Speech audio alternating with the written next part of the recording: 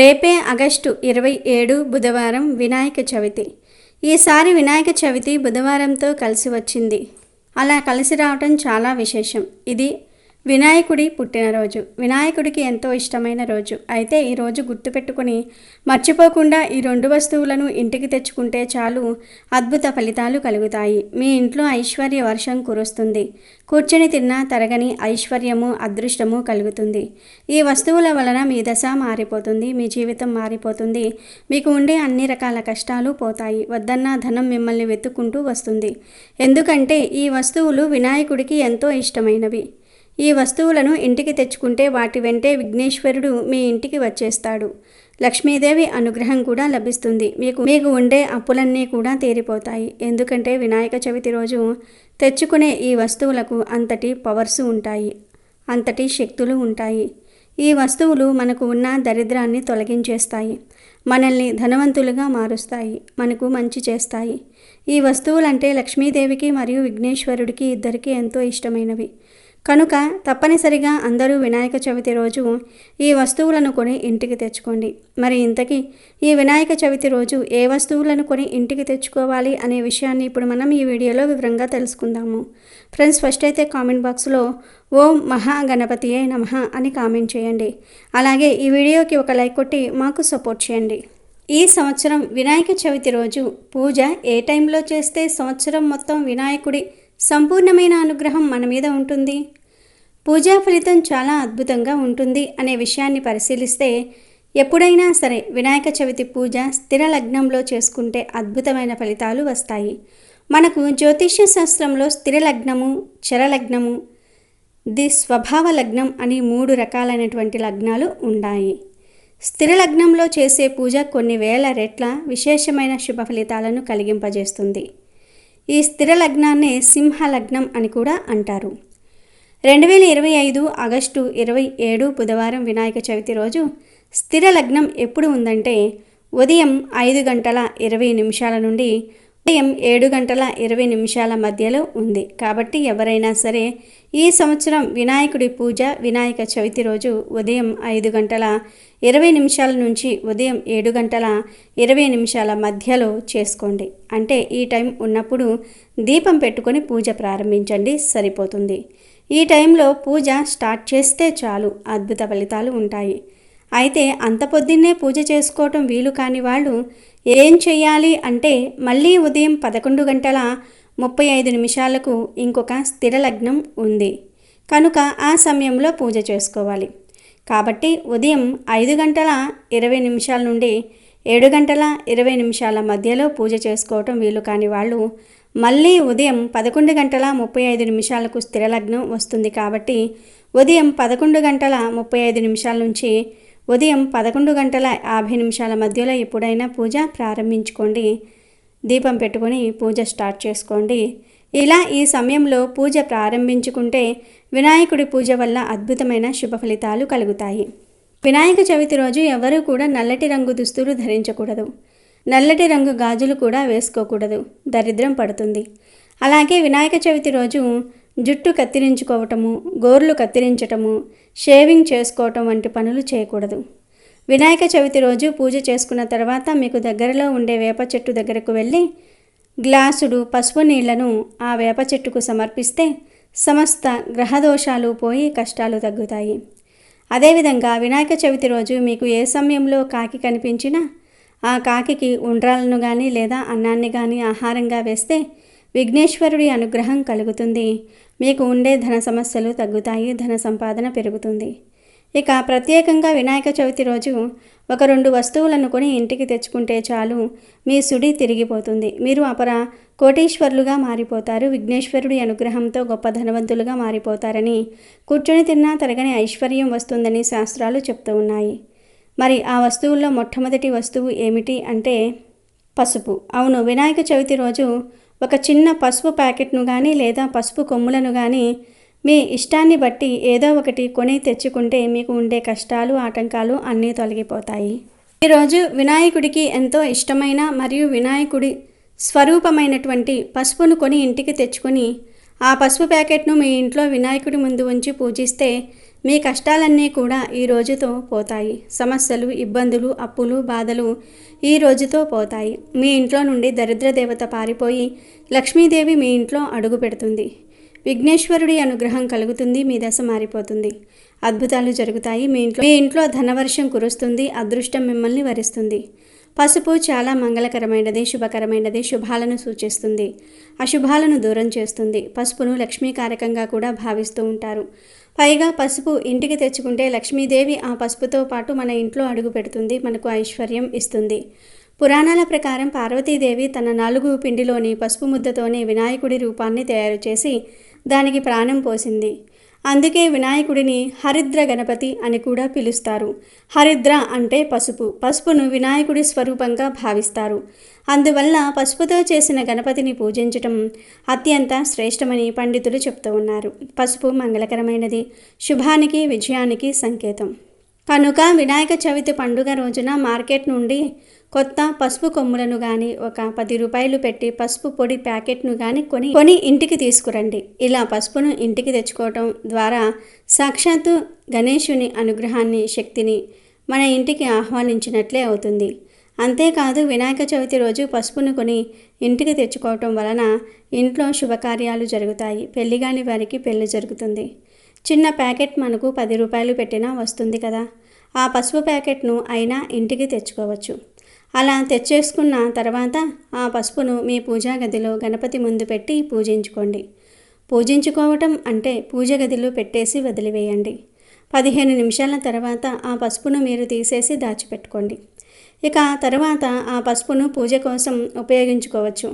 లేదా మన శరీరానికి పట్టించి స్నానం చేయటం కోసం కానీ, స్నానం చేసే నీటిలో కలుపుకోవటం కోసం, లేదా వంటల్లో వాడుకోవటం కోసం ఇలా మీ ఇష్టం దేనికైనా వాడుకోవచ్చు.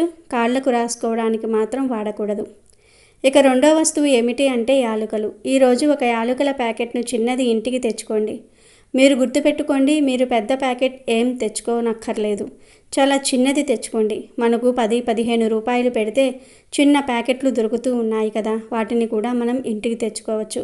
అలా తెచ్చుకొని ఆ యాలకులను పూజగదిలో పెట్టుకోవాలి. అంటే తేగానే వాటిని విప్పేసి మనం వాడుకోకూడదు. తెచ్చుకుంటున్నాం కదా, తెచ్చుకున్న తర్వాత వాటిని కాసేపు పూజగదిలో పెట్టాలి. అలా పెడితే ఏమవుతుందంటే అది వినాయకుడికి నివేదన అవుతుంది. అలానే కాకుండా యాలకుల ద్వారా మనకు మంచి ఫలితం కూడా ఉంటుంది. యాలకులు అంటే వినాయకుడికి ఇష్టం కాబట్టి ఇలా తెచ్చుకున్న తర్వాత పూజగదిలో పెట్టుకుని ఆ యాలకుల ప్యాకెట్లో నుంచి 5 యాలకులు తీసేసి విఘ్నేశ్వరుడి పటం ముందు పెట్టి పూజించి ఆ తర్వాత ఆ యాలకులను ధనం దాచే చోట దాచుకోవటం కానీ, లేదంటే దీపం పెడితే అందులో ఈ యాలక్కాయలను వేయటం కానీ, లేదా తినే ఆహారంలో కలుపుకోవటం కానీ చేయాలి. అలా చేస్తే అదృష్టం మనల్ని వరించటం, అలాగే మన తలరాత మారిపోవటం, ధనం విపరీతంగా రావటం ఇలాంటివి జరుగుతూ ఉంటాయి. అందుకే ఈరోజు యాలకులు ఖచ్చితంగా ఇంటికి తెచ్చుకోండి. తెచ్చేసుకొని పూజ గదిలో పెట్టి పూజించుకొని ఆ తర్వాత వంటల్లో ఉపయోగించుకోండి, సరిపోతుంది. అలాగే ఈరోజు పెసరపప్పును కూడా ఇంటికి తెచ్చుకుంటే సంపాదన పెరుగుతుంది. ఈరోజు పెసరపప్పును ఇంటికి తెచ్చుకుంటే అదృష్టము, ఐశ్వర్యము, ఎనలేని సంపద మన సొంతం అవుతాయి. తిరిగిలేని యోగాలతో మన జీవితమే మారిపోయి మనకంతా కూడా మంచి జరుగుతుంది. మనం పట్టిందల్లా బంగారంలాగా మారుతుంది. పెసరపప్పు ప్యాకెట్ను ఇంటికి తెచ్చుకొని ఆ పెసరపప్పును 10 నిమిషాల పాటు పూజ గదిలో ఉంచి ఆ తర్వాత వంటగదిలో పెట్టుకుంటే చాలు. జాతక దోషాలతో పాటు సమస్త పాపాలు పోయి కోటి జన్మల పుణ్యం లభిస్తుంది. వినాయకుడి అనుగ్రహం మనకు కలగడానికి అవకాశం అనేది ఉంటుంది. మంచి ఫలితాలు ఉంటాయి. గ్రహదోషాలు పోతాయి. ముఖ్యంగా అప్పులు ఉన్నవారు ఈరోజు పెసరపప్పును కొని ఇంటికి తెచ్చుకుంటే త్వరలోనే అప్పుల నుండి బయటపడగలుగుతారు. ఇక చివరిగా ఈ వినాయక చవితి రోజు బెల్లాన్ని కూడా కొని ఇంటికి తెచ్చుకోవచ్చు. ఈరోజు బెల్లం కొని ఇంటికి తెచ్చుకుంటే మీ జీవితం చాలా మధురంగా మారుతుంది. మీ కష్టాలు పోతాయి. మీ సమస్యలన్నీ కూడా పోతాయి. మీ దశ తిరిగిపోతుంది. ఆల్రెడీ మీ ఇంట్లో బెల్లము ఉన్నా పర్వాలేదు. ఈరోజు ఒక 1/2 కేజీ బెల్లం కుందిని కొని తెచ్చుకోండి. లేదంటే పంచదారను అయినా కొని తెచ్చుకోండి. అంటే కొంతమంది పంచదార వాడరు, ఓన్లీ బెల్లమే వాడుతూ ఉంటారు. అలా బెల్లం వాడేవారు బెల్లం కొని తెచ్చుకోండి. పంచదార వాడేవారు పంచదారను కొని తెచ్చుకోండి. మీ ఇష్టాన్ని బట్టి, మీ అవసరాన్ని బట్టి బెల్లం, పంచదార ఈ రెండిటిల్లో ఏదైనా తెచ్చుకోవచ్చు. మీరు ఏది వాడితే అది కొని తెచ్చుకొని వంటగదిలో పెట్టండి. వంటల్లో, ప్రసాదాల తయారీలో ఈ బెల్లం, పంచదారనే వాడండి. ఇలా ఈరోజు బెల్లం, పంచదార కొని తెచ్చుకుంటే మీ కోరికలు తీరుతాయి. పెళ్ళిళ్ళు కాని వారికి పెళ్ళిళ్ళు జరిగిపోతాయి. ఉద్యోగాలు లేని వారికి ఉద్యోగాలు వస్తాయి. కనుక అందరూ ఈరోజు బెల్లం లేదా పంచదార కొని తెచ్చుకొని శుభాలను పొందండి. మీరు అనుకోవచ్చు, ఇన్ని వస్తువులు చెప్తున్నారు, మేము ఎన్ని తెచ్చుకోవాలి అని. గుర్తుపెట్టుకోండి, మేము ఇక్కడ చెప్పినవన్నీ తెచ్చుకోవాల్సిన అవసరం లేదు. 2 వస్తువులను మాత్రమే తెచ్చుకుంటే సరిపోతుంది. మీకు ఏవైతే అవసరమో, ఏదైతే తెచ్చుకోవాలనిపిస్తుందో ఆ 2 వస్తువులను మాత్రమే మీరు ఈ వినాయక చవితి రోజు తెచ్చుకోండి.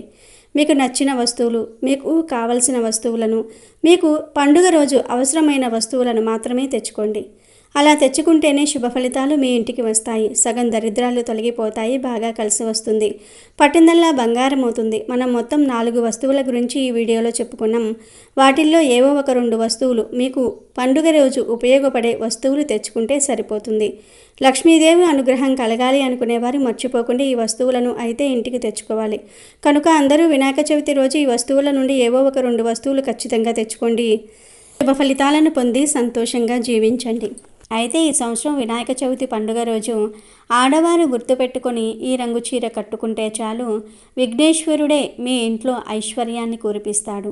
పట్టిందల్లా బంగారం అవుతుంది. మీకు ఉన్న సమస్యలన్నీ తొలగిపోతాయి. వినాయకుడి అనుగ్రహంతో పాటు లక్ష్మీదేవి అనుగ్రహం కూడా సిద్ధిస్తుందని శాస్త్ర పండితులు చెప్తూ ఉన్నారు. ఈ వినాయక చవితి రోజు ఈ రంగు దుస్తులు ధరించటం వలన సంవత్సరమంతా మీకు ఎటువంటి కష్టాలు రాకుండా ఉంటాయి. అదృష్టము, ఐశ్వర్యము కలిసి వస్తాయి. ధన సమస్యలన్నీ కూడా పోతాయి. కోట్లు వచ్చి పడతాయి. విఘ్నేశ్వరుడి అనుగ్రహంతో వచ్చే సంవత్సరం వినాయక చవితి వరకు మీకు ఎటువంటి లోటు అనేది రాదు. ఇక ఈ సంవత్సరం వినాయక చవితి రోజు ఆడవారు ప్రత్యేకంగా గ్రీన్ కలర్లో లేదా వైట్ కలర్లో లేదా ఎల్లో కలర్లో ఉండే చీరను కట్టుకుంటే సంవత్సరమంతా కష్టాలు రాకుండా ఉంటాయి. అదృష్టము, ఐశ్వర్యము కలిసి వస్తాయి. కానీ ఒక విషయం గుర్తుంచుకోండి, మన హిందూ సాంప్రదాయం ప్రకారం ఎప్పుడైనా సరే తెల్ల రంగు చీర కట్టుకుంటే ప్లెయిన్గా ఉండేది కాకుండా అంచు ఉన్నది కట్టుకోవాలి. కనుక అంచు ఉన్న తెల్ల రంగు చీర కట్టుకోండి. లేదా గ్రీన్ కలర్లో ఉండే చీర కట్టుకోండి. లేదా ఎల్లో కలర్లో ఉండేటటువంటి చీరను కట్టుకోండి. లేదంటే ఈ 3 కలర్ కాంబినేషన్లో ఉండే చీర అయినా సరే కట్టుకోవచ్చు. చీర అనే కాదు, డ్రెస్ వేసుకునేవారు కూడా ఈ రంగులో ఉండే డ్రెస్సులు వేసుకుంటే వినాయకుడి అనుగ్రహం కలుగుతుంది. కేవలం స్త్రీలనే కాదు, మగవారు, పిల్లలు, పెద్దవారు అందరూ కూడా వినాయక చవితి రోజు వైట్ లేదా గ్రీన్ లేదా ఎల్లో కలర్లో ఉండే దుస్తులు ధరించినట్లయితే సంవత్సరమంతా కూడా మీకు మంచిగా ఉంటుంది. చాలా బాగా కలిసి వస్తుంది. విఘ్నేశ్వరుడే మీ ఇంట ఐశ్వర్య వర్షాన్ని కురిపిస్తాడు. అదృష్టం, ఐశ్వర్యం కలిసి వస్తాయి. పట్టిందల్లా బంగారం అవుతుంది. వినాయకుడి అనుగ్రహంతో పాటు లక్ష్మీదేవి అనుగ్రహం కూడా లభిస్తుంది. కనుక అందరూ కూడా గుర్తుంచుకొని వినాయక చవితి రోజు వైట్ లేదా గ్రీన్ లేదా ఈ ఎల్లో కలర్లో ఉండే దుస్తులు ధరించి సకల ఐశ్వర్యాలను పొంది సంతోషంగా జీవించండి. రంగులు కేవలం కంటికి కనిపించే దృశ్యాలు కావు. అవి విశ్వం యొక్క నిశ్శబ్ద భాష మరియు శక్తి స్వరూపాలు. ఈ అద్భుతమైన శక్తులను ఉపయోగించి మనసు, శరీరము మరియు ఆత్మకు స్వస్థత చేకూర్చవచ్చు. ప్రైన రంగులను మన దుస్తులు, ఆహారం మరియు పరిసరాలలో చేర్చుకోవటం ద్వారా మనం మన జీవితంలోనికి ఆరోగ్యాన్ని, ఆనందాన్ని, మానసిక స్పష్టతను మరియు సామరస్యాన్ని ఆహ్వానించవచ్చు. కలర్ థెరపీ అనేది ప్రకృతి మనకు అందించిన ఒక అద్భుతమైన వర్ణమయమైన వరం. కనుక కొన్ని ప్రత్యేకమైన రోజులలో, పర్వదినాలలో ప్రత్యేకమైన రంగుల్లో ఉండే దుస్తులు ధరించాలి. అలా ధరించటం వలన మన గ్రహస్థితులు మెరుగుపడతాయి. ఆయా దేవుళ్ళ అనుగ్రహం కూడా లభిస్తుంది. కాబట్టి ప్రతి ఒక్కరూ ఈ వినాయక చవితి రోజు ఇప్పుడు మనం చెప్పుకున్న రంగుల్లో ఉండే దుస్తులను ధరించండి. మీకంతా మంచే జరుగుతుంది. ఎంతో పవిత్రమైన వినాయక చవితి రోజు మీరు ఈ చెట్టును తాకితే చాలు, మీ దశ మారిపోతుంది. నరక బాధలు పోతాయి. మహారాజయోగం పడుతుంది అని శాస్త్రాలు చెప్తూ ఉన్నాయి. చెట్లు, మొక్కలు మానవ జాతికి ఎంతో మేలు చేస్తూ ఉంటాయి. ప్రతి సంవత్సరం చిగురిస్తూ, పుష్పిస్తూ కాయలు, పండ్లు అందించే వాటిని చెట్లు అంటారు. అలా కాకుండా ఒక్కసారి కాచి చనిపోయే వాటిని మొక్కలు అంటారు. చెట్లు నేల పట్టుత్వాన్ని, భూసారాన్ని చక్కగా కాపాడుతాయి. ప్రకృతికి అందాలను చేర్చటంలోనూ వ్యవసాయంలోనూ చెట్లు ప్రధాన పాత్ర పోషిస్తూ ఉంటాయి. చెట్లు తదితరాలలో కూడా మనిషిలో ఉన్నట్లే పంచభూతాలు ఉన్నాయి. వాటికి కూడా మనిషికి లాగే వినటము, వాసన, చూడటము, రసం, స్పర్శ, దృష్టి అనే 5 ఇంద్రియాలు ఉన్నాయి. అవి ఇతర జంతువుల్లాగా పైకి కనిపించకపోవచ్చు. అంత మాత్రం చేత వాటిని లేవు అని అనడానికి వీలు లేదు. వృక్షంలోనూ ఆకాశం అనేది ఉంది. చెట్లకు స్పర్శను పొందే లక్షణం ఉంది. అలాగే గాలి వీచినప్పుడు, పిడుగులు పడుతున్నప్పుడు కలిగే ధ్వనులకు పువ్వులు, పండ్లు రాలి పడుతూ ఉంటాయి. అంటే ఆ ధ్వనిని వినే శక్తి ఆ చెట్లుకుంది. తీగలు చెట్లను చుట్టుకొని లేదంటే పందిరికి ఎగబాకుతూ ముందుకు సాగిపోతూ ఉంటాయి. ముందుకు పోవాలంటే ముందు ఏముందో అర్థం కావాలంటే ఎంతో కొంత దృష్టి ఉండాలి. ఈ తీగలు సాగే స్థితిని చూస్తే దృష్టి కూడా ఉంది అనే విషయం అర్థమవుతుంది. పవిత్రమైన గంధం కానీ ధూపం కానీ ఆ చెట్లకు సోకినప్పుడు అవి చక్కగా ఎగబాకుతూ ఉంటాయి. సుఖ దుఃఖాలను పొందే లక్షణాన్ని అవి కలిగి ఉంటాయి. మనిషిలో ఎలా పరిణామక్రమం ఉంటుందో వాటిలోనూ అలాంటి పరిణామక్రమమే కనిపిస్తూ ఉంటుంది.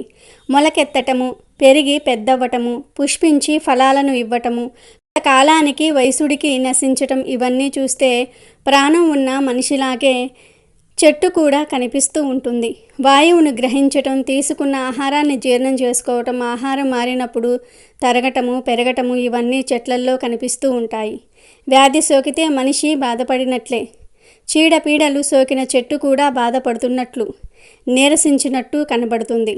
చీడపీడలు వదలగానే రోగం తగ్గిన మనిషిలాగే నవనవలాడుతూ మళ్ళీ ఆ చెట్టు కనబడుతుంది. చెట్లల్లో కూడా జీవం ఉంది. అందుకే చెట్లల్లో కూడా దేవుణ్ణి చూశారు మన పెద్దలు.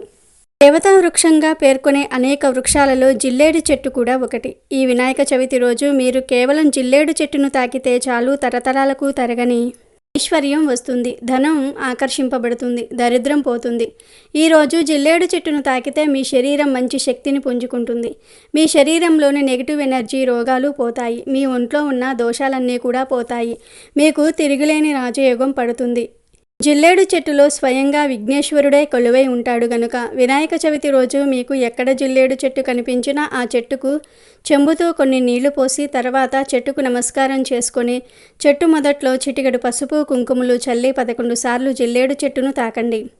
అంటే జిల్లేడు చెట్టు దగ్గర మాత్రమే ఇదంతా చేయాలి.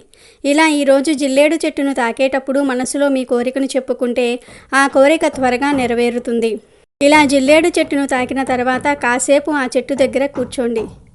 ఒక 2 నిమిషాలు కూర్చొని ఆ చెట్టు నుండి వచ్చే గాలిని పీల్చండి. ఇదంతా చేయలేకపోయినా కేవలం జిల్లేడు చెట్టును తాకినా చాలు, అందులోని అద్భుత శక్తులు మీలోకి ప్రవేశించి మీ దశ మారిపోతుంది. మీలోని నెగిటివ్ ఎనర్జీని ఆ చెట్టు లాగేసుకుంటుంది. మీ కష్టాలను తీసేసుకుంటుంది. విఘ్నేశ్వరుడి అనుగ్రహం కలుగుతుంది. మంచి పాజిటివ్ ఎనర్జీ లభిస్తుంది. ఇలా ఈరోజు జిల్లేడు చెట్టును తాకితే ధనవర్షం కురుస్తుంది. తరతరాలకు తరగని ఐశ్వర్యం కలుగుతుంది. నరక బాధలు తప్పుతాయి. మహారాజయోగం పడుతుంది అని శాస్త్రాలు చెప్తూ ఉన్నాయి. ఇలా జిల్లేడు చెట్టును వాడుక భాషలో జిల్లేడు అని పిలుస్తూ ఉంటాం. బంజరు భూమి సహా ఎక్కడ పడితే అక్కడ ఈ మొక్క మనకు కనిపిస్తూ ఉంటుంది. దీని పూలు వినాయకుడికి చాలా ప్రీతికరమైనవి. మిమ్మల్ని దురదృష్టం వెంటాడుతూ ఉన్నట్లయితే తెల్ల జిల్లేడు చెట్టు వేరును కుడి చేతికి కట్టుకుంటే ఆ దురదృష్టం పోతుంది. కాబట్టి అందరూ వినాయక చవితి రోజున జిల్లేడు చెట్టును తాకి కష్టాలను, నరక బాధలను వదిలించుకుని శుభ ఫలితాలను పొంది సంతోషంగా జీవించండి. దేవుళ్ళందరికీ ప్రథమ నాయకుడు వినాయకుడు. ఆ గణపతిని పూజించని, వేడుకోని భక్తులు ఉండరు. ఆయన లేనిది ఏ కార్యము జరగదు.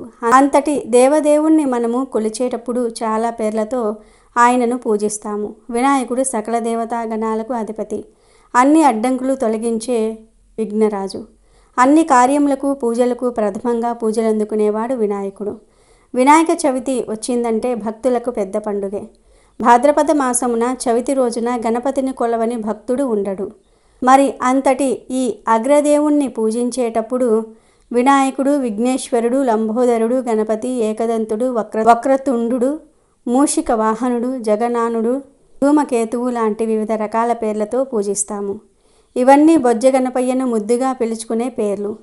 గణపతిని వేడుకుంటే తీరని కోరిక లేదు. ఆరోగ్యం, అభయం, విజయం, సంతోషం, సంపద, ధైర్యము అన్నిటినీ ప్రసాదించే స్వామి ఈ గణపయ్య. ఏదైనా పాపాలు కానీ తప్పులు కానీ చేస్తే క్షమించమని మిగతా దేవతల ముందు కోరుకుంటారు. కానీ వినాయకుని ముందు మాత్రం గుంజీలు తీస్తాం. ఇలా ప్రతిదీ ప్రత్యేకత కలిగిన దేవుడు, ఆదినాయకుడు వినాయకుడు. భక్తితో గణపతిని పూజించిన వారికి అష్టైశ్వర్యాలు కలుగుతాయని పండితులు చెప్తూ ఉన్నారు. అలాంటి విఘ్నేశ్వరుడి పుట్టినరోజైన వినాయక చవితి రోజు మనం చేసే ఏ చిన్న పూజకైనా పరిహారానికైనా 1,00,000 రెట్ల ఫలితం ఉంటుంది. ఇక రావి చెట్టు విషయానికి వస్తే హిందూ ధర్మంలో దీనికి అత్యంత పవిత్రమైన స్థానం ఉంది. దీనిని అశ్వత్థ వృక్షం అని కూడా అంటారు. రావి చెట్టు సాక్షాత్తు త్రిమూర్తుల స్వరూపం.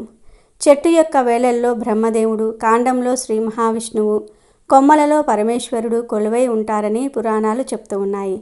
అందుకే రావి చెట్టుకు ప్రదక్షిణ చేస్తే త్రిమూర్తులకు ప్రదక్షిణ చేసినంత పుణ్యం లభిస్తుంది. ఇంతటి దైవశక్తి కలిగిన రావి చెట్టు యొక్క ఆకులో కూడా అనంతమైన సానుకూల శక్తి నిక్షిప్తమై ఉంటుంది. ఈ ఆకుకు పరిసరాలలోని ప్రతికూల శక్తులను గ్రహించి సానుకూల శక్తిని వెదజల్లే అద్భుతమైన గుణం ఉంది. అలాంటి శక్తివంతమైన రావి ఆకును అత్యంత పవిత్రమైన వినాయక చవితి రోజున ఆ విఘ్నేశ్వరుడి అనుగ్రహంతో మనం సిద్ధింపజేసుకుంటే అది ఒక అద్భుతమైన ధనాకర్షణ యంత్రంగా పనిచేస్తుంది. ఇప్పుడు ఈ పరిహారాన్ని ఎలా చేయాలో తెలుసుకుందాము. వినాయక చవితి రోజున ఉదయాన్నే సూర్యోదయానికి ముందే నిద్రలేచి తలస్నానం చేసి ఉతికిన శుభ్రమైన వస్త్రాలను ధరించాలి. తర్వాత మీ పూజ గదిని శుభ్రం చేసుకొని మీరు పూజ కోసం తెచ్చుకున్న వినాయకుడి ప్రతిమను ప్రతిష్ఠించుకోవాలి. ముందుగా దీపారాధన చేసి వినాయకుడికి యథాశక్తి పూజ చేయాలి. పూజ పూర్తయిపోయిన తర్వాత మీరు రావి ఆకును తెచ్చుకోవడానికి వెళ్ళాలి. అయితే ఈ పరిహారానికి సంబంధించి ఒక అత్యంత ముఖ్యమైన విషయాన్ని మీరు తప్పనిసరిగా గుర్తుంచుకోవాలి. రావి చెట్టును మనం సామాన్యమైన వృక్షంగా భావించకూడదు. అది సాక్షాత్తు శ్రీ మహావిష్ణువు యొక్క స్వరూపం. అందుకే దానిని అశ్వత్థ వృక్షం అని పిలుస్తూ దేవతగా పూజిస్తాము. అందువల్ల మనం గుడిలో లేదా మరేదైనా పవిత్ర స్థలంలో పూజలు అందుకుంటున్న రావి చెట్టు నుండి ఆకును నేరుగా తెంపకూడదు. అలా చేయటం మహాపాపం, దోషం కూడా. అది భగవంతుని హింసించినట్లే అవుతుంది. మరి ఆకుని ఎలా సంపాదించాలి అనే సందేహం మీకు రావచ్చు. దానికి ఒక మార్గం ఉంది. మన ఇళ్ళ చుట్టుప్రక్కల పెరట్లో లేదా పాడుబడిన గోడల వద్ద ఎలాంటి పూజలు అందుకోకుండా వాటంతటా అవే ఎన్నో రావి చెట్లు మొలుస్తూ ఉంటాయి. అలాంటి చెట్టు నుండి, అంటే పూజలు అందుకొని చెట్టు నుండి మీరు ఆకును నేరుగా తెంపుకోవచ్చు. దానివల్ల ఎలాంటి దోషము ఉండదు. కాబట్టి ఈ తేడాను స్పష్టంగా గమనించి ఆలయ ప్రాంగణంలో లేదా మీరు నిత్యం పూజించే చెట్టు నుండి కాకుండా సాధారణంగా పెరిగే రావి చెట్టు నుండి మాత్రమే ఆకును స్వీకరించండి. ఈ నియమాన్ని పాటిస్తేనే మీకు పరిహారం యొక్క సంపూర్ణ ఫలం దక్కుతుంది. ఇలాంటి సాధారణ ప్రదేశంలో ఉన్న రావి చెట్టు వద్దకు వెళ్ళాక మొదట ఆ వృక్షదేవతకు మనసులోనే నమస్కారం చేసుకొని, ఓ వృక్షరాజా, నా జీవితంలోని కష్టాలు తొలగిపోవడానికి, నా ఇంట్లో సిరి సంపదలు నిండడానికి నేను ఒక పవిత్రమైన కార్యం కోసం మీ నుండి ఒక పత్రాన్ని స్వీకరిస్తున్నాను. దయచేసి నన్ను అనుగ్రహించు అని ప్రార్థించాలి. ఆ తర్వాత చెట్టు మీద ఉన్న ఒక మంచి తాజాగా పచ్చగా ఎక్కడా చిరుగులు లేకుండా పురుగులు తినకుండా ఉన్న ఒకే ఒక్క ఆకును చాలా నెమ్మదిగా జాగ్రత్తగా కొయ్యాలి. కింద పడిన ఆకులను తీసుకోకూడదు. చెట్టు నుండి నేరుగా కోసిన ఆకునే వాడాలి. ఆ ఆకును ఇంటికి తీసుకువచ్చి మొదట గంగాజలంతో కానీ లేదా పసుపు కలిపిన స్వచ్ఛమైన నీటితో కానీ శుభ్రంగా కడగాలి. ఆకును తుడిచి మీ పూజ గదిలో వినాయకుడి పటం లేదా విగ్రహం ముందు ఉంచాలి. ఇప్పుడు మీ ఉంగరం వేలుతో కొద్దిగా శ్రీగంధాన్ని తీసుకొని ఆ రావి ఆకు మీద ఒక స్వస్తిక్ గుర్తును వేయాలి. స్వస్తిక్ అనేది సాక్షాత్తు గణపతి స్వరూపం, సకల శుభాలకు సంకేతం. స్వస్తిక్ గుర్తు వేసిన తర్వాత ఆకుకు పసుపు, కుంకుమ, అక్షింతలు పెట్టి ఒక పువ్వును సమర్పించాలి. ఆ తర్వాత ధూపం, దీపం చూపించి ఆ రావి ఆకును పూజించాలి. ఇప్పుడు అసలైన ప్రక్రియ మొదలవుతుంది. మీరు ఆ ఆకు ముందు కూర్చుని మీ 2 కళ్ళు మూసుకొని మీరు ఏకాగ్రతతో ఆ విఘ్నేశ్వరుడిని మనస్ఫూర్తిగా ప్రార్థించాలి. మీ మనసులోని బాధనంతా, మీరు పడుతున్న కష్టాలన్నిటినీ ఆయన పాదాల వద్ద ఉంచండి. ఓ ప్రథమ పూజనీయ గజానన ఏకదంత, నా జీవితంలోని సకల ఆటంకాలను, దారిద్ర్యాన్ని తొలగించి నన్ను పట్టి పీడిస్తున్న దరిద్ర దేవతను నా ఇంటి నుండి ప్రారద్రోలు తండి. నేను ఎంతో కష్టపడుతున్నా ఫలితం దక్కటం లేదు. దయచేసి నన్ను కరుణించు. ఈ రావి ఆకును ఒక సాధారణ ఆకుగా కాకుండా నా ఇంట్లోకి, నా వ్యాపారంలోనికి ధనాన్ని, ఐశ్వర్యాన్ని, సిరి సంపదలను ఆకర్షించే ఒక శక్తివంతమైన ధనాకర్షణ యంత్రంగా మార్చు స్వామి అని హృదయపూర్వకంగా వేడుకోవాలి. మీ కళ్ళ నుండి 2 కన్నీటి బొట్లు రాలినా పర్వాలేదు. మీ ఆర్తి ఆ స్వామికి చేరాలి. ఆ తర్వాత వినాయకుడికి అత్యంత ప్రీతికరమైన శక్తివంతమైన ఓం గం గణపతియే నమః అనే మూలమంత్రాన్ని 108 సార్లు జపించాలి. మీరు తులసిమాలతో కానీ, రుద్రాక్షమాలతో కానీ, లేదా మీ చేతి వేళ్లతో కానీ లెక్కించుకోవచ్చు. అయితే ఇక్కడ అత్యంత ముఖ్యమైన విషయం భావన. మీరు మంత్రాన్ని కేవలం పెదవులతో పలకటం కాదు. మీ మంత్రశక్తి అంతా, మీ సంకల్ప శక్తి అంతా, ఆ విఘ్నేశ్వరుడి దివ్యశక్తి అంతా ఒక ప్రవాహంలా వచ్చి ఆ రావి ఆకులోనికి ప్రవేశిస్తున్నట్లుగా బలంగా భావన చేయాలి. ప్రతి మంత్ర జపంతో ఆ ఆకు మరింత తేజోవంతంగా, శక్తివంతంగా మారుతున్నట్లుగా ఊహించుకోవాలి. ఆ ఆకు నుండి ఒక దివ్యమైన కాంతి వస్తున్నట్లుగా మీ మనోనేత్రంతో చూడాలి. 108 సార్లు జపం పూర్తయిన తర్వాత 1 నిమిషం పాటు కళ్ళు మూసుకొని ప్రశాంతంగా ధ్యానం చేయండి. ఇప్పుడు మీ ముందున్నది ఒక సాధారణ రావి ఆకు కాదు. అది మంత్రశక్తితో, దైవశక్తితో సిద్ధింపజేయబడిన ఒక అద్భుతమైన యంత్రం. ఇది ఒక పవిత్రమైన తాయెత్తు. ఇప్పుడు అత్యంత ముఖ్యమైన చివరి ఘట్టం. ఎంతో శ్రమించి భక్తితో శక్తివంతం చేసిన ఈ రావి ఆకు యంత్రాన్ని ఇంటిలో ఎక్కడ పెట్టాలి? అదే అసలైన రహస్యం. దీనిని ఎక్కడ పడితే అక్కడ పెట్టకూడదు. మీరు డబ్బు ఎక్కడైతే దాస్తారో, అంటే మీ ఇంటిలోని బీరువాలో, మీ లాకర్లు, మీ క్యాష్ బాక్సులు చాలా జాగ్రత్తగా, పవిత్రంగా పెట్టుకోవాలి. వ్యాపారస్తులైతే మీ గల్లాపెట్టెలో పెట్టుకోవాలి. ఒకవేళ బీరువాలో పెడితే మీరు డబ్బు, బంగారం పెట్టే అరలో వాటితో పాటుగా ఈ ఆకును పెట్టాలి. కావాలంటే ఒక చిన్న పసుపు రంగు వస్త్రంలో చుట్టి కూడా పెట్టవచ్చు. మహిళలు తమ హ్యాండ్ బ్యాగ్లో లేదా పర్సులో కూడా దీనిని పెట్టుకోవచ్చు. దీనివల్ల అనవసరమైన ఖర్చులు తగ్గి పొదుపు పెరుగుతుంది. ఈ ఆకును సరైన స్థానంలో పెట్టిన మరుక్షణం నుండి అది ఒక శక్తివంతమైన అయస్కాంతంలా పనిచేసి మీ ఇంట్లోకి, మీ వ్యాపారంలోనికి ధనాన్ని ఆకర్షించటం ప్రారంభిస్తుంది. మీరు దీని ఫలితాన్ని కొద్ది గంటల్లోనే లేదా 1-2 రోజుల్లోనే గమనించగలరు. ఏదో ఒక రూపంలో మీకు డబ్బు వచ్చి చేరుతుంది. ఎప్పటి నుండో రావలసిన బాకీలు వసూలవుతూ ఉంటాయి. వ్యాపారంలో లాభాలు పెరుగుతాయి. ఉద్యోగంలో ప్రమోషన్ లేదా ఇంక్రిమెంట్ రూపంలో ధనలాభం కలుగుతుంది. ఊహించని మార్గాల నుండి డబ్బు మిమ్మల్ని వెతుక్కుంటూ వస్తుంది. అయితే ఒక విషయాన్ని గుర్తుంచుకోండి. ఏ పరిహారమైనా సరే పూర్తి నమ్మకంతో, శ్రద్ధతో, భక్తితో చేస్తేనే సంపూర్ణ ఫలితాన్ని ఇస్తుంది. ఒకసారి పెట్టిన ఆకును ఎప్పుడు తీయాలి అనే సందేహం చాలామందికి వస్తుంది. ఆ రావి ఆకు పూర్తిగా ఎండిపోయి పసుపు రంగులోనికి మారి నలిపితే పొడి పొడిగా రాలిపోయే స్థితికి వచ్చినప్పుడు మాత్రమే దానిని మార్చాలి. ఆకు కొద్దిగా వాడిపోయినంత మాత్రాన, రంగు మారినంత మాత్రాన మార్చవలసిన అవసరం లేదు. ఇక ఆ ఆకును తీసిన తర్వాత దానిని ఎక్కడ పడితే అక్కడ పడేయటం మహాపాపం. అది మీ ఇంటికి, మీకు సేవ చేసిన ఒక దైవిక వస్తువు. దానిని చెత్త కుండీలో లేదా ఇతర అపరిశుభ్ర ప్రదేశాలలో వేస్తే మీకు మేలు జరగకపోగా తీవ్రమైన దోషం అంటుకుంటుంది. దైవాన్ని అవమానించిన పాపం తగులుతుంది. కాబట్టి పాత ఆకును అత్యంత గౌరవంగా సాగనంపాలి. అందుకు 2 సరైన పద్ధతులు ఉన్నాయి.